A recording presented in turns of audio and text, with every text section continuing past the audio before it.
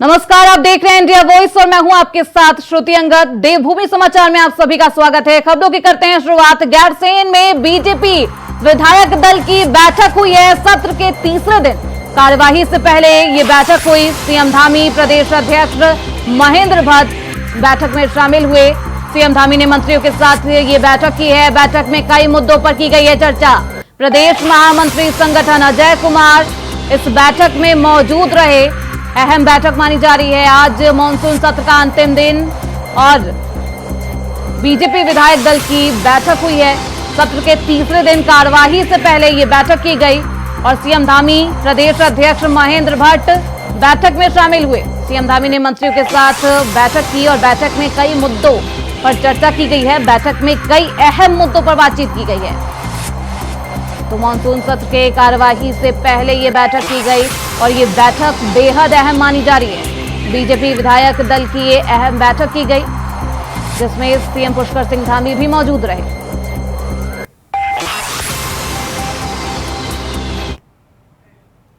खबरों बढ़ते आगे। गैरसैंण में चल रहे 3 दिवसीय मानसून सत्र में जमकर हंगामा देखने को मिल रहा है। वहीं विपक्ष के तमाम विधायकों ने सदन से सत्र के दौरान वॉकआउट किया है। नेता प्रतिपक्ष यशपाल आर्य ने बताया कि यह सदन आपदा जैसे गंभीर मुद्दों को लेकर नदारद नजर आ रही है। नियम 310 के तहत जब आपदा का मुद्दा उठाया गया तो विधानसभा स्पीकर ने इसे अस्वीकार कर दिया। विपक्षी दल हर एक मुद्दे को सदन में उठाना चाहती है। हालांकि सरकार सवालों से बचने के लिए हर मुमकिन कोशिश कर रही है, तो विपक्ष ने सदन से वॉकआउट किया है। करना बंद करो, बंद करो, बंद करो। दिनेश प्रताप सिंह, डीपी सिंह, सबसे चर्चित घोटाला जिसके मुख्य अभियुक्त डीपी सिंह है और डीपी सिंह को सरकार ने क्लीन चिट दे दी है। जो भारतीय जनता पार्टी की सरकार कहती थी कि कांग्रेस के सरकार में NH-74 का घोटाला हुआ है, डीपी सिंह मुख्य अभियुक्त इसमें बनाए गए। एसआईटी की जांच, अभी ईडी में मुकदमे चल रहे हैं, सब जगह इन पे मुकदमे चल रहे हैं, लेकिन उत्तराखंड की सरकार ने इनको क्लीन चिट दे दिया है। ये भ्रष्टाचार का मामला आज सदन में आना था, इसलिए सरकार ने अपने आप को बचाने के लिए, इससे भागने के लिए, अपने भ्रष्टाचार को छुपाने के लिए हमारे प्रश्न को स्वीकृत नहीं किया। आज हम इन विषयों पर विस्तार से बात करना चाहते हैं, चर्चा में भाग लेना चाहते हैं, लेकिन सरकार की हठधर्मिता और माननीय अध्यक्ष से हमने निवेदन किया कि हमें अवसर दिया चाहिए। संक्षेप में अपनी बात को रखना चाहते हैं, लेकिन सरकार की हठधर्मिता की वजह से हमें आज अवसर नहीं मिला, इसलिए हमने सदन का बहिष्कार किया है। और सरकार की मंशा नियत साफ थी कि वह चाहते थे कि सदन स्थगित हो और वो कल ही कार्यविचार समिति की बैठक में मुझे कहा गया कि सदन को हम जल्द ही समाप्त करना चाहते हैं, अगर देर होगी तो हमारी वापसी संभव नहीं होगी। तो कल ही वो सदन को स्थगित कर आज 1 बजे तक सदन को अनिश्चित काल के लिए स्थगित करना चाहते थे। और सबसे बड़ा दुर्भाग्य है कि 1 दिन का सत्र, 2 दिन का सत्र, करोड़ों रुपया जनता का पैसा, जनता की मेहनत का पैसा, जनता की गाड़ी कमाई का पैसा सरकार लुटा रही है और सवालों के जवाब से भाग रही है। इसलिए आज हम सभी साथियों ने सदन से बहिर्गमन किया है। लेकिन बहुत दुखद है, बहुत दुर्भाग्यपूर्ण है कि प्रचंड बहुमत की सरकार आज जनता के सवालों से, जो महत्वपूर्ण ज्वलंत प्रश्न है, जो बुनियादी सवाल हैं, आपदा, भ्रष्टाचार, कानून व्यवस्था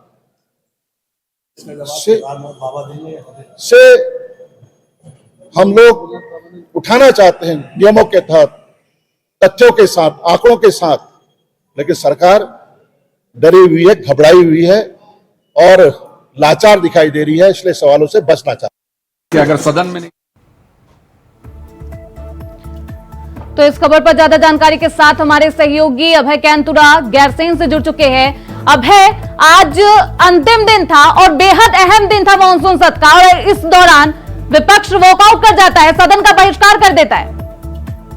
जी बिल्कुल, जैसे उम्मीद थी और इंडिया वॉइस लगातार जिस बात का जिक्र यहाँ पर कर रहा था कि मानसून सत्र के जो आज आखिरी दिन है वहाँ आज विपक्ष की तरफ से हंगामा किया जा सकता है। तो विपक्ष ने सदन की शुरुआत से पहले सदन के बाहर धरना दिया, आपदा जैसे गंभीर विषयों को उठाने का काम यहाँ पर किया और सरकार पर आरोप लगाया कि सरकार आपदा के मद पे जो मुआवजा राशि दे भी रही है उसमें भी भ्रष्टाचार करने का काम वहां पर हो रहा है। अधिकारी लगातार भ्रष्टाचार को संरक्षित करते हुए नजर आ रहे हैं और कांग्रेस की तरफ से लगातार इस मुद्दे को उठाने का काम यहाँ पर किया जा रहा है। सदन की कार्रवाई जैसे ही शुरू हुई, नियम 310 के तहत कांग्रेस के सदस्यों ने इस आपदा के विषय को उठाने के बाद यहाँ पर कही है, भ्रष्टाचार के मुद्दे को उठाने की बात यहाँ पर कही है, सदन की कार्रवाई रोक कर चर्चा कराने की मांग यहाँ पर कही। लेकिन जो पूर्व की परंपराएं रहती है कि जो भी विपक्ष यहाँ पर मुद्दे उठाता है, नियम 310 के तहत जो भी मांग यहाँ पर करता है उसे नियम 58 में सुनने का काम सरकार की तरफ से किया जाता है। लेकिन आज सत्ता पक्ष की तरफ से ये कह सकते हैं कि पीठ की तरफ से इस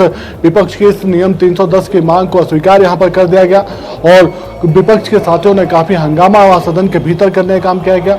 प्रश्न उत्तर के दौरान भी कह सकते हैं कि प्रश्नकाल के दौरान भी सत्ता पक्ष और विपक्ष के विधायकों के निशाने पर सत्ता पक्ष के मंत्री यहाँ पर रहे हैं और मंत्रियों का जो अधूरा होमवर्क था उससे विधायक संतुष्ट नजर नहीं आए। जो आंसर कैबिनेट मंत्रियों की तरफ से दिए जा रहे थे प्रश्नकाल के दौरान, वो आंसर आधे अधूरे यहाँ पर नजर आ रहे थे।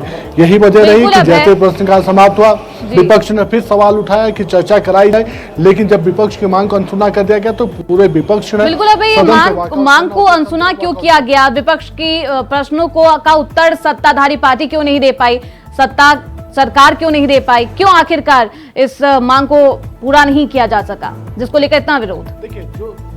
देखिए विपक्ष की तरफ से जो मांग यहाँ पर उठाई गई थी नियम 310 के तहत जिस पर चर्चा कराने की मांग विपक्ष कर रहा था, वो मांग आपदा से जुड़ा हुआ विषय था, भ्रष्टाचार से जुड़े हुए मामले थे। उन मामलों पर विपक्ष यहाँ पर चर्चा कराना चाहता था, लेकिन वो ऐसे गंभीर विषय थे जिसमें कह सकते हैं कि सरकार बचना चाह रही थी और यही वजह रही कि सरकार की तरफ से उस मांग को अस्वीकार यहाँ पर कर दिया गया। लेकिन विपक्ष के सदस्यों ने जिस बात को लेकर अपनी बात यहाँ पर कही है वो सदन के बाहर आकर उन्होंने मीडिया से रूबरू होने का काम यहाँ पर किया, मीडिया के सामने अपनी बात को रखा और कहा कि इन्हीं भ्रष्टाचार और आपदा जैसे गंभीर विषयों को लेकर विपक्ष अब जनता के बीच जाने का काम यहाँ पर कर रहे हैं, क्योंकि पहाड़ी क्षेत्रों में तो आपदा से नुकसान हो ही रहा है लेकिन मैदानी क्षेत्र भी इससे अछूते नहीं है।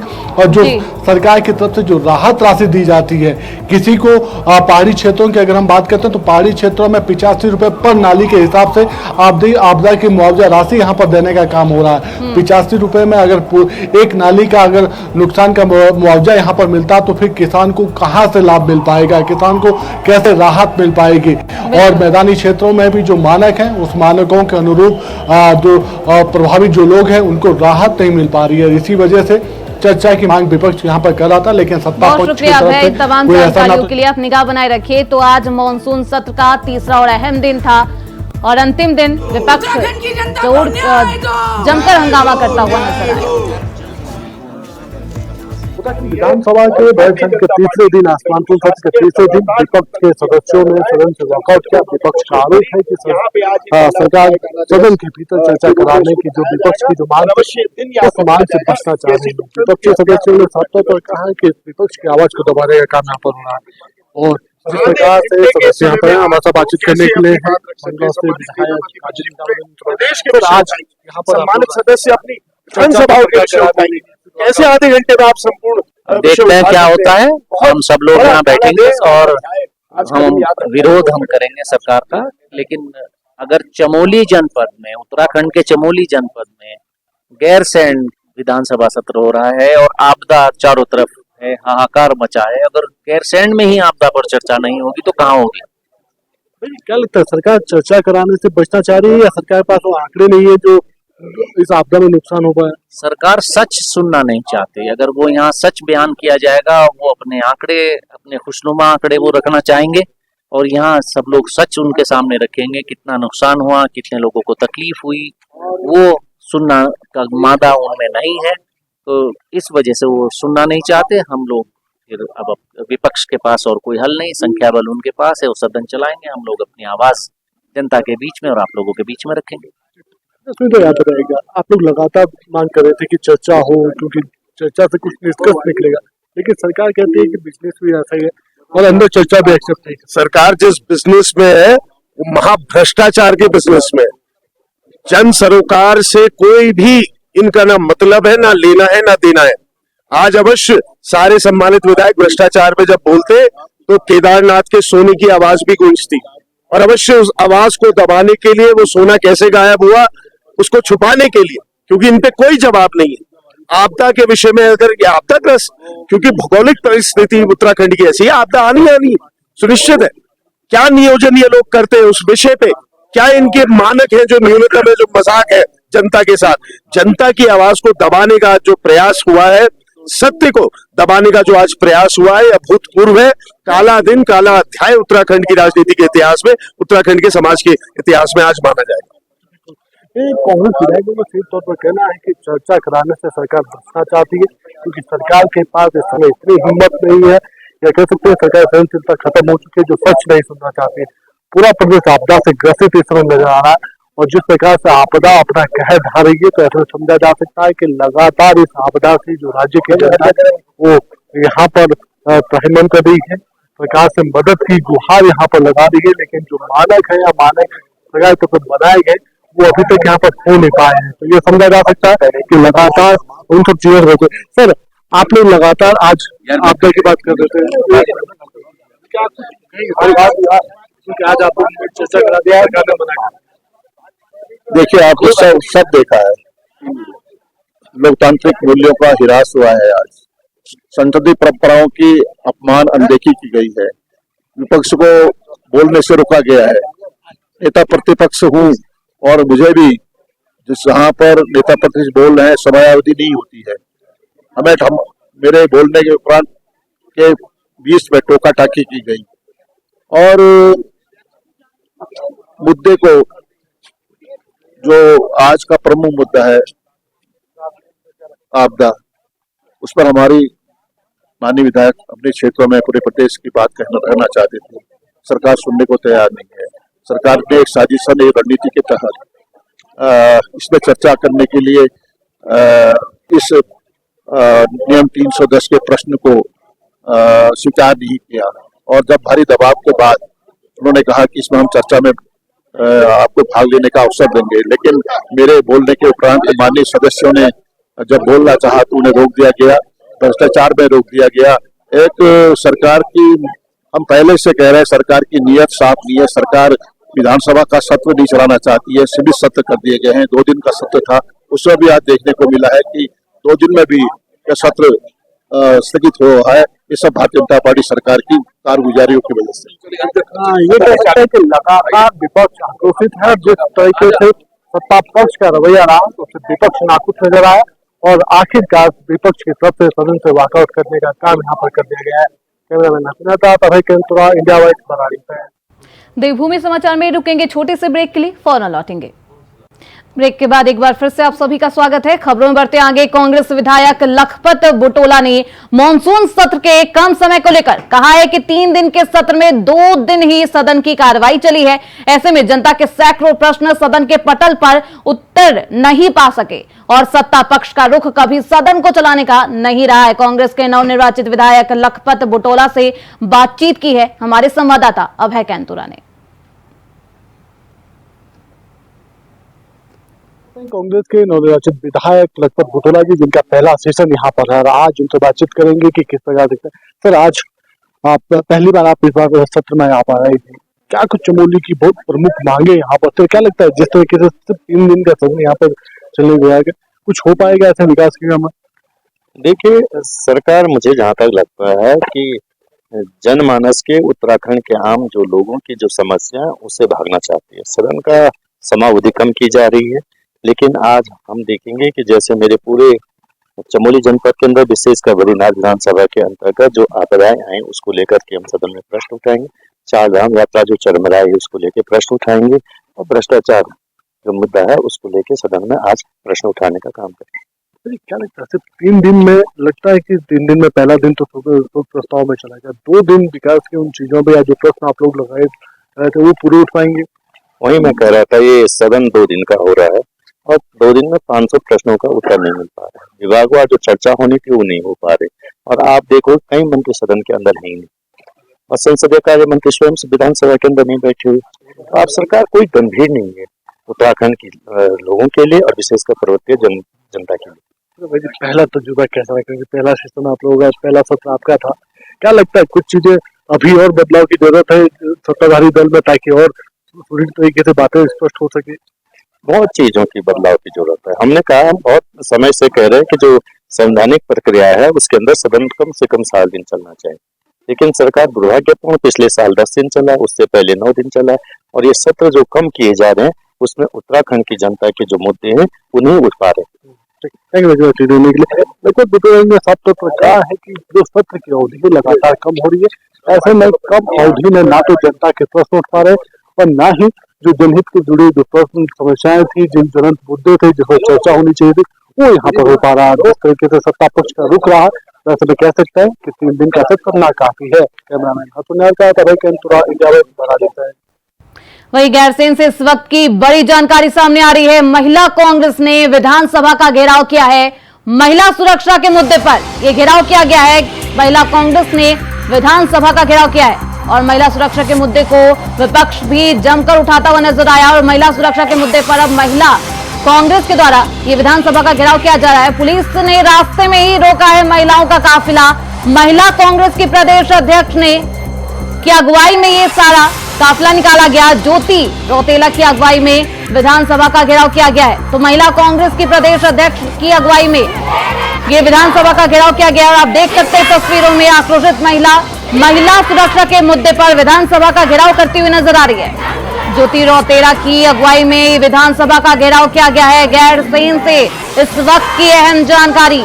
महिला कांग्रेस ने विधानसभा का घेराव किया है और महिला सुरक्षा के मुद्दे पर यह घेराव किया जा रहा है।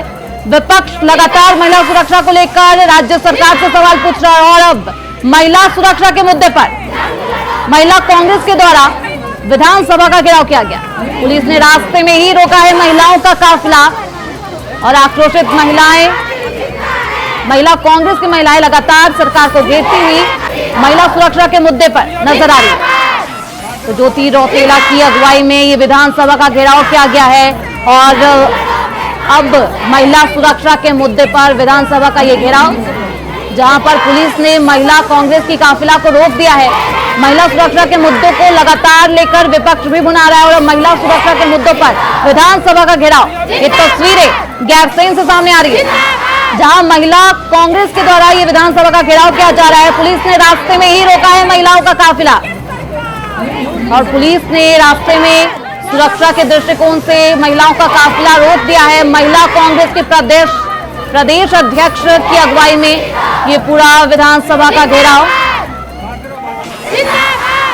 तस्वीरों में महिलाएं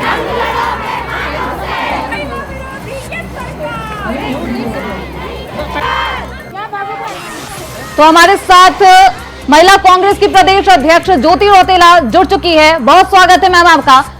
महिला सुरक्षा के मुद्दे पर अहम विधानसभा का घेराव किया जा रहा है। क्या कुछ मुद्दे हैं और क्या कुछ प्रश्न?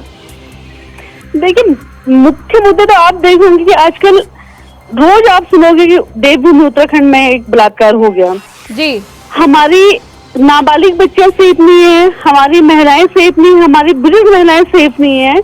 और ये सरकार लगातार बात करती है बेटी बचाओ बेटी पढ़ाओ की। हम बोलते हैं कि आप अपने प्रदेश की बेटियों की सुरक्षा क्यों नहीं दे पा रहे हो? रोज बलात्कार की घटनाएं घट रही हैं, लॉ एंड ऑर्डर कहाँ है आपका? बिल्कुल।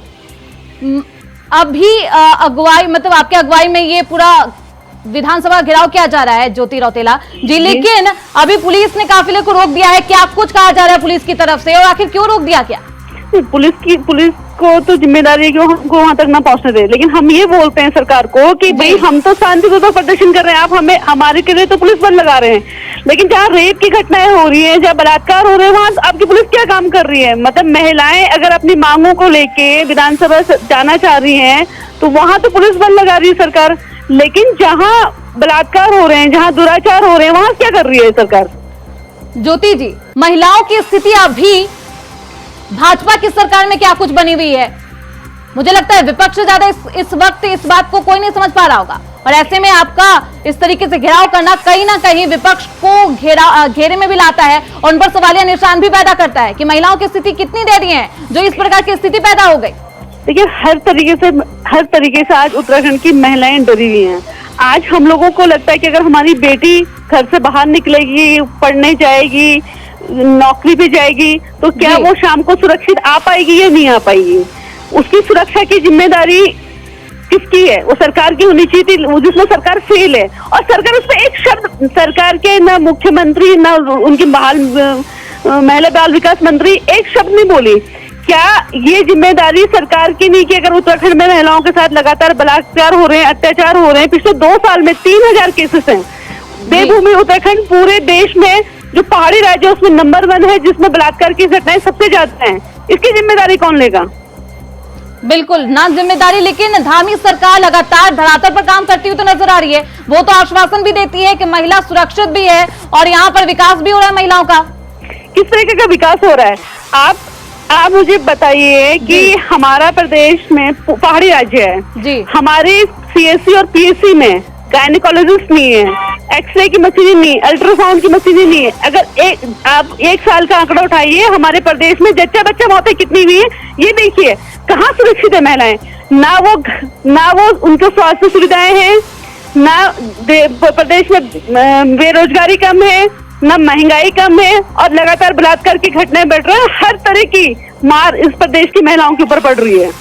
बिल्कुल महिला सुरक्षा को लेकर जहां धामी सरकार का आश्वासन है, विश्वास दिलाया जाता है धामी सरकार के द्वारा कि महिलाएं सुरक्षित है और तमाम व्यवस्थाएं महिलाओं को लेकर की जा रही है, वहीं आप लोग महिला सुरक्षा के मुद्दे पर ही सरकार का घेराव करती हुई नजर आ रही है। बहुत शुक्रिया आप हमारे साथ बनी और इन तमाम बातों को रखने के लिए बहुत शुक्रिया ज्योति जी आपका। लेकिन अब लगातार विधानसभा का महिला सुरक्षा को लेकर घेराव किया जा रहा है और पुलिस ने काफिला भी रोक दिया है।